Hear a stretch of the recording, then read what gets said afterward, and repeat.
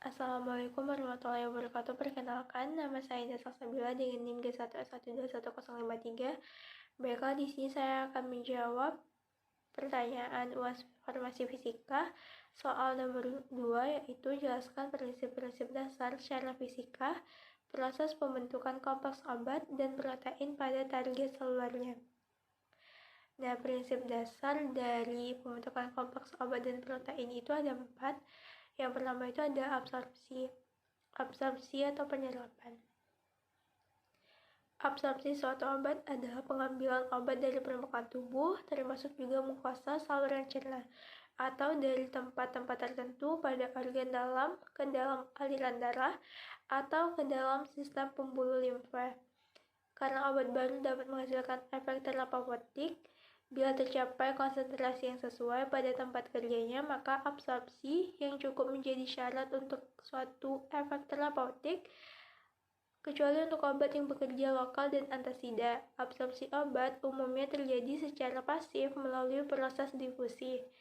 Kecepatan absorpsi dipengaruhi oleh banyak faktor, diantaranya ada faktor fisikokimia bahan obat, ada sifat stereokimia dan kelarutannya seperti besar partikel, bentuk sediaan obat, dosis obat, rute pemberian dan tempat pemberian, waktu kontak dengan permukaan absorpsi, besarnya luas permukaan yang mengabsorpsi, nilai pH, dan integritas membran. Selanjutnya yaitu adalah proses distribusi obat. Nah, setelah obat tadi itu mengalami proses absorpsi, maka obat tersebut itu akan masuk ke dalam pembuluh darah yang selanjutnya akan ditransportasikan bersama aliran darah dalam sistem sirkulasi menuju tempat kerjanya. Distribusi obat dibedakan atas 2 fase, yaitu fase pertama itu terjadi segera setelah penyerapan, yaitu ke organ yang sangat baik perfusinya.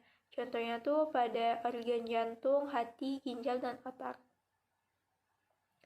Distribusi kedua itu tuh jauh lebih luas, yaitu mencakup jaringan perfusinya tidak sebaik organ di atas, misalnya otot, viscera, kulit, dan jaringan lemak. Penetrasi dari dalam darah ke jaringan pada proses distribusi, seperti pada absorpsi, sangat bergantung kepada beberapa hal, khususnya kepada ukuran molekul, ikatan pada protein plasma, kelarutan dan sifat fisika kimia, pasokan darah dari organ dan jaringan, dan perbedaan pH antara plasma dan jaringan molekul obat yang mudah melintasi membran sel akan mencapai semua cairan tubuh, baik intra maupun ekstra sel. Sedangkan obat yang sulit menembus membran sel, maka penyebarannya umumnya terbatas pada cairan ekstra sel. Berdasarkan sifat fisikokimianya, berdasarkan ruang distribusi yang dapat dicapai, dibedakan menjadi 3 jenis bahan obat, yaitu yang pertama obat yang hanya terdistribusi dalam plasma, terus ada obat yang terdistribusi dalam plasma dan ruang ekstrak sel, dan obat yang terdistribusi dalam ruang ekstrasel dan intrasel. Beberapa obat yang mengalami kumulatif selektif pada beberapa organ dan jaringan tertentu karena adanya proses transfer aktif, pengikatan afinitas jaringan dengan zat tertentu, atau daya larut yang lebih besar dalam lemak. Kumulasi ini digunakan sebagai gudang obat, yaitu protein plasma, umumnya albumin, jaringan ikat, dan jaringan lemak. Selanjutnya yaitu ada proses metabolisme atau biotransformasi.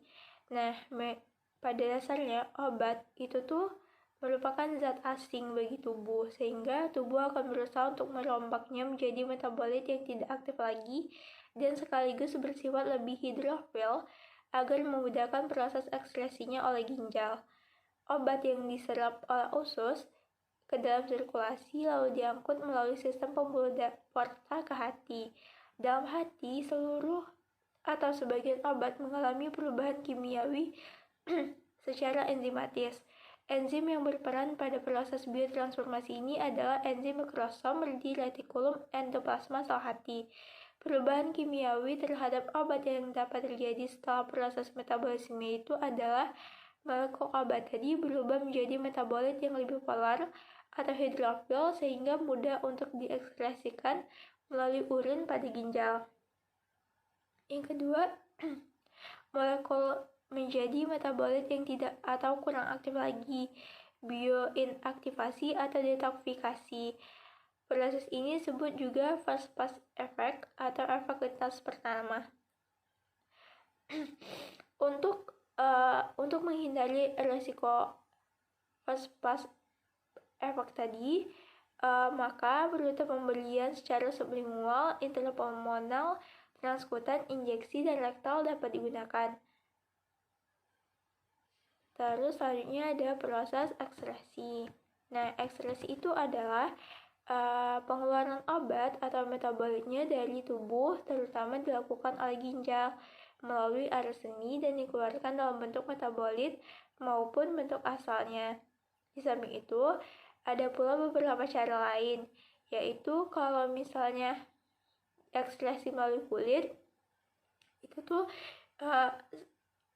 akan keluar bersama keringat, misalnya paraldehid dan bromida. Kalau pada organ paru-paru, bersamaan dengan pernafasan keluar, misalnya pada anestesi umum, anestesi gas, atau anestesi terbang seperti halotan dan siklopropan.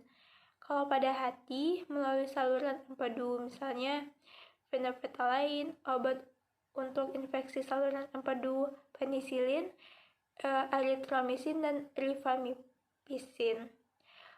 Terus bisa juga melalui usus bersama tinja, misalnya sulfa dan preparat besi.